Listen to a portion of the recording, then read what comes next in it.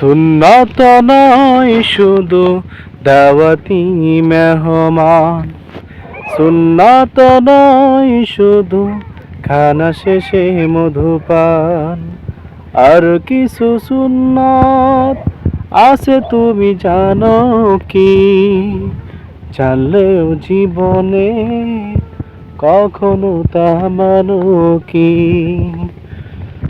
সুন্নাত শুধু নয় নির্জন ধ্যানে যাওয়া, আর কিছু সুন্নাত অন্যায় বাধা দেওয়া। মুহাব্বতে তাই সুদিনের সাথী তুমি, আবু বকরের মতো পাশে থাকো কি? আর কিছু সুন্নাত আছে তুমি জানো কি? জানলেও জীবনে কখনো তা মানো কি?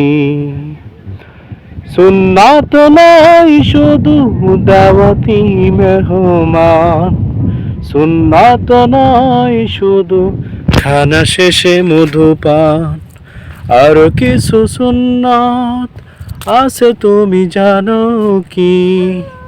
জানলেও জীবনে কখনো তা মানো কি?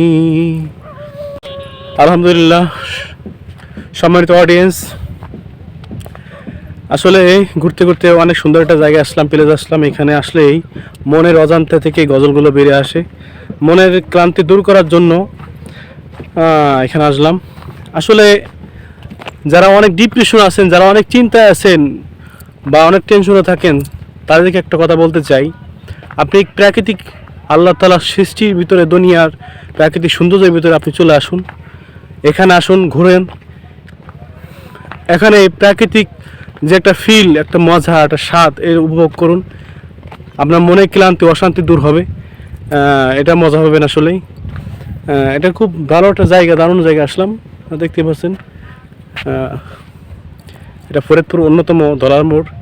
এখানে আগে পানির সময় অনেক পানি হয়ে যায়, অনেক ভরাট হয়ে যায়, এইসব জায়গা পানিতে ভরপুর থাকে।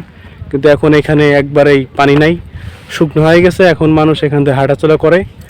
খুবই একটা দারুণ জায়গা। তো এটা বিচিত্রময় জায়গা, কারণ এখান দিয়ে মানুষ চলাফেরা করতেছে। আসলে খুবই ভালো লাগে ওয়েদারটা। আর সব থেকে বড় কথা হলো প্লেসটা সুন্দর।